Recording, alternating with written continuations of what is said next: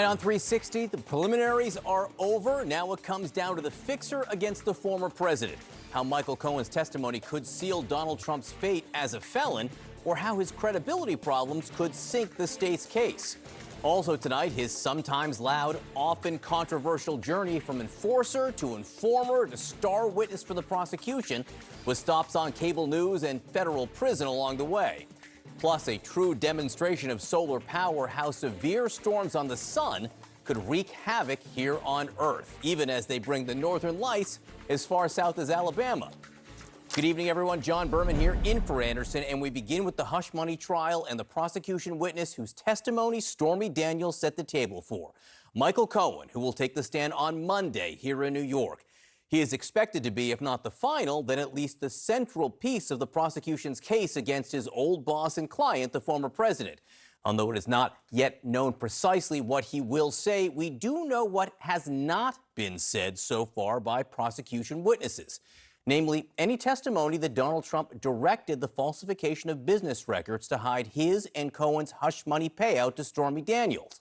Other witnesses, up until now, have established that he was very conscious about how he spent his money, that he signed the checks to Cohen, that they were to reimburse Cohen and then some for paying off Daniels, and that the former president, along with Cohen and tabloid publisher David Pecker, had arranged a scheme to keep potentially devastating news quiet before the 2016 election. Cohen could provide the rest, or not. We just don't know. Here is what he has said already in congressional testimony 5 years ago. So picture this scene. In February of 2017, 1 month into his presidency, I'm visiting President Trump in the Oval Office for the first time, and it's truly awe-inspiring. He's showing me all around and pointing to different paintings, and he says to me something to the effect of, "Don't worry, Michael. Your January and February reimbursement checks are coming." They were FedExed from New York, and it takes a while for that to get through the White House system. As he promised, I received the first check for the reimbursement of $70,000 not long thereafter. Again, we do not yet know whether he can also speak to the falsifying documents charges that make up the indictment. And we certainly know that his testimony could be undermined by his criminal record and his grudge against the former president, which he modeled here in T-shirt form today on social media. That is his former client in a prison jumpsuit behind bars. Today, Judge Juan Merchan, at the defense's urging, warned him to stop talking about Trump and the trial and asked the prosecution to tell him so on his behalf. With more on that, we are joined tonight by CNN's Kara Scannell and former Deputy Assistant Attorney General Harry Litman, both of whom were in court today. Also, CNN legal analyst Karen Friedman-Agnifilo and CNN political commentator Errol Lewis, who has covered Donald Trump for decades here on local New York news. One note here, a colleague of Karen Agnifilo's law firm represents Michael Cohen, though Karen herself does not work on the case. She has no contact with Cohen and no restrictions on what she can say about it. On that note, Kara Scannell, talk about the courtroom today. What was it like in there? What were the highlights? So today was a dry day compared with yesterday with Stormy Daniels on the witness stand, but it was setting up Michael Cohen's testimony. We saw, phone records that came into evidence today, and these are call logs between Michael Cohen and a number of these key players, most importantly with Donald Trump. Also David Pecker, Keith Davidson, all of the players that are around the catch and kill deal.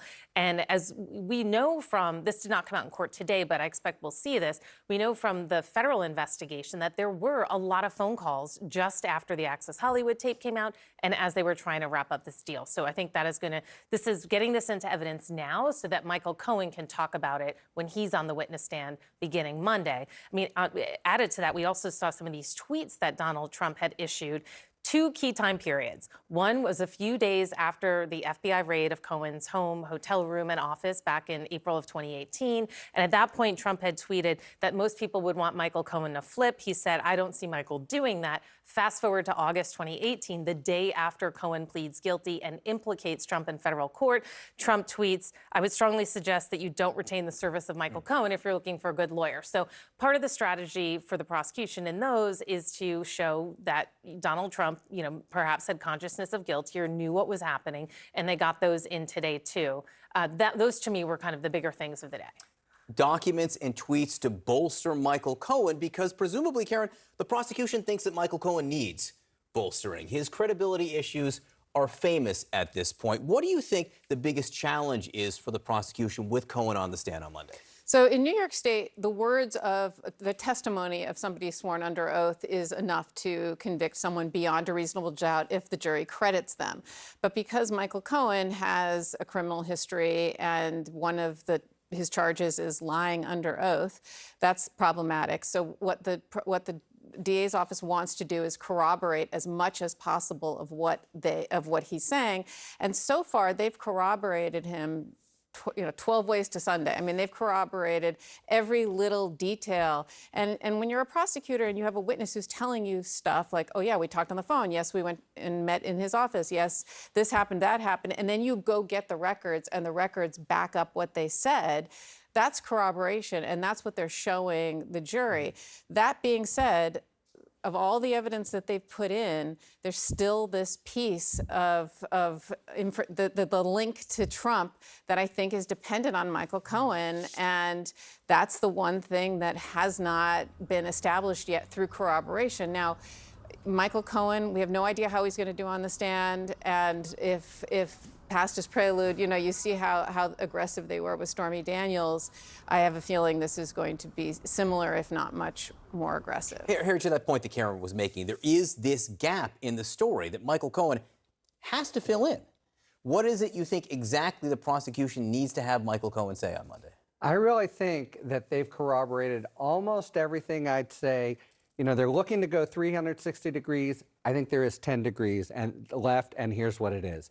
The statement of facts, and the DA is going to elicit this from Cohen, says that Trump goes to Weisselberg and Cohen and says, you guys take care of this, go away and figure out what to do. Now, and we know a strong corroboration of that, probably the most important document in the case, we have Weisselberg's handwriting, it's been authenticated as his, saying, the sort of how we get from 130 to 420.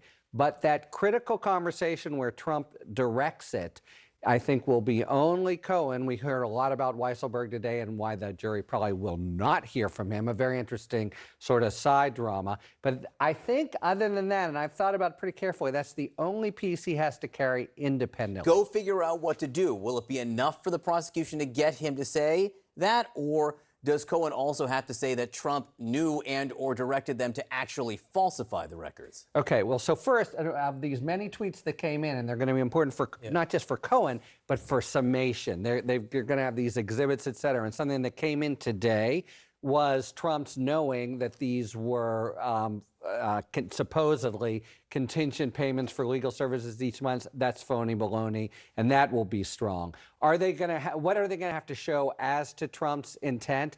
Yeah, they're going to need to show that he knows, as he's signing checks, et cetera, that they are for something different than what they're really for, but they've got a fair bit of evidence of that, and that's why the defense is trying to say he's distracted, he signs checks, he multitasks, et cetera. And this is the gap, and this is what's going to make next week so interesting, and this is why Michael Cohen is so important, Errol. You know Michael Cohen. You have covered Michael Cohen. There is a question, A, can he keep it together in terms of not talking about the trial the next few days as the judge really wants him to?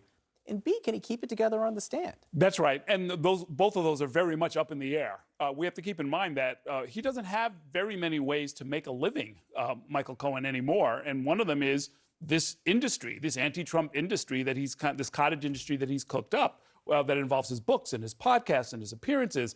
And it's very hard to sort of let that go, I think. And I think also, though, that especially on cross-examination, he is very angry. I mean, he's been angry on this air.